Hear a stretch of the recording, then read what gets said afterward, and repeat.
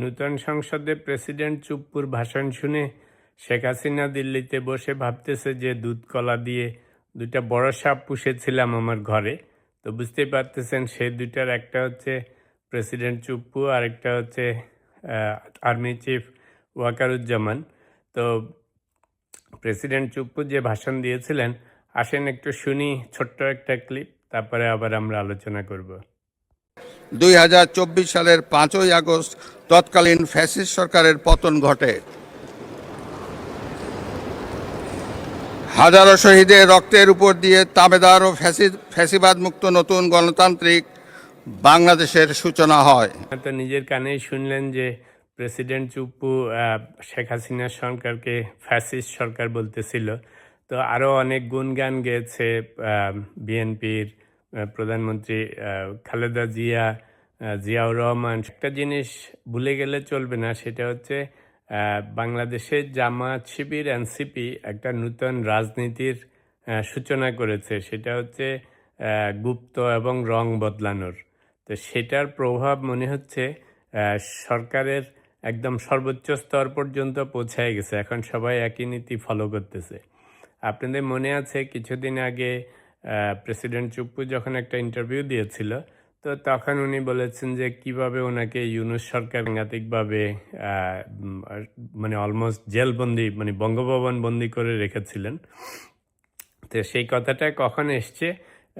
ইউনূস সরকার চলে যাওয়ার পরে। তো এখন বিএনপি সরকারের সময় আবার উনি রং বদলিয়েছেন। এখন উনি বিএনপি এবং তারেক রহমান, জিয়াউর রহমান, খালেদা জিয়া সবাই এখন সব কিছু ভালো, আওয়ামী লীগ ফ্যাসিস্ট সব বলতেছেন। আমি 100% শিওর যেদিন উনি এই ক্ষমতা থেকে চলে যাবেন, সেদিন উনি আবার সেই ইউনূস গভর্নমেন্টের মতো বের হয়ে বলবে যে তারা আমাকে স্ক্রিপ্ট লিখে দিয়েছে, আমি পড়েছি। তো ওয়াকারুজ্জামানকেও হয়তো দেখেন গিয়ে এখনও মুখ খুলে নেই, কারণ এখনও ক্ষমতায় আছে। তো একসময় বেরিয়ে বলবে যে যখন রিটায়ার করবে বা শেষ হয়ে যাবে, তখন বলবে আমি তখন ইউনূস গভর্নমেন্ট ওরা যা বলেছে তা করেছি, তারেক রহমানের গভর্নমেন্ট যা বলেছি তা করেছি।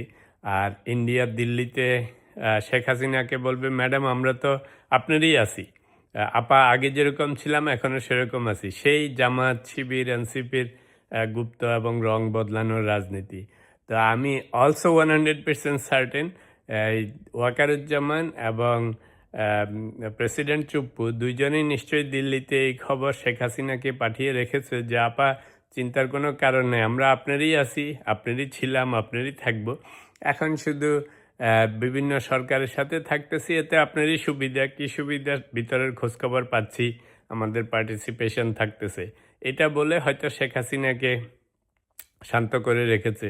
তবে মোদ্দা কথা হচ্ছে জামায়াত শিবিরকে ক্রেডিট দিতে হয়, এটা ডিসক্রেডিটের মতো, যে এনসিপিও যে এরা আমাদের বাংলাদেশের রাজনীতিতে এই নূতন ধারাটা সৃষ্টি করেছে যে আপনি ওই পানিকে যে বোতলে রাখে সেই রং বদলায়, সেরকম হয়ে যাচ্ছে। এখন সেই প্রেসিডেন্ট সর্বোচ্চ পদ থেকে নিম্ন পর্যন্ত আপনি কাউকে সত্যিকার অর্থে বিশ্বাস করতে পারবেন না যে কে কোন দলের। সবাই গুপ্ত হয়ে থাকতেছে এবং রং বদলাচ্ছে।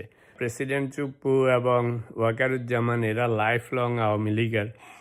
এখন যা করতেছে এগুলি পরে চুপ্পু সাহেব নিজেই দেখেছেন, আপনারা বলেছে ইউনূস সরকার শেষ হওয়ার পরে, তখন কিন্তু ঠিকই ছিল, তখন কোনো কমপ্লেন করেননি। তো এখনও উনি খুব সুন্দর হাসি খুশি মনেই আছেন, কিন্তু যখন আবার বিএনপি থেকে বের হয়ে যাবেন, মানে গভর্নমেন্ট থেকে, তখন উনি অবভিয়াসলি লিখে রাখেন আজকে যে উনি এসে বলবে আমাকে স্ক্রিপ্ট ধরিয়ে দিয়েছে, আমি পড়েছি, আমাকে অনেকটা আটকে রেখেছে, আমাকে কিছু বলতে দেয়নি, এটা বলে উনি আবার ব্যাক টু দি প্যাভিলিয়ন হয়ে যাবে। ওই যে সার্জিস কিংবা আমাদের সাদিক কায়ুম বা অন্যান্য যাদের prominent figure, obviously there are many more, তো এইগুলি তো সব আওয়ামী লীগ, জয় বাংলা, জয় বঙ্গবন্ধু, শেখ হাসিনা বলতে বলতে নাকের পানি চোখের পানি একসাথ করে ফেলতো। কত ভিডিও ক্লিপ দেখেছি সবার আগে দিয়ে ওদের বক্তৃতা বিবৃতি।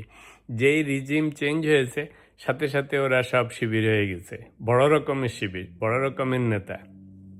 তো এখন এই কালচারটা বাংলাদেশে শুরু হয়েছে, এটার জন্য মনে হচ্ছে যে জামায়াত শিবির এনসিপি দায়ী, কিন্তু তাদেরকে অন্যান্য পলিটিক্যাল পার্টির লোকজনও এখন ফলো করা শুরু করেছে।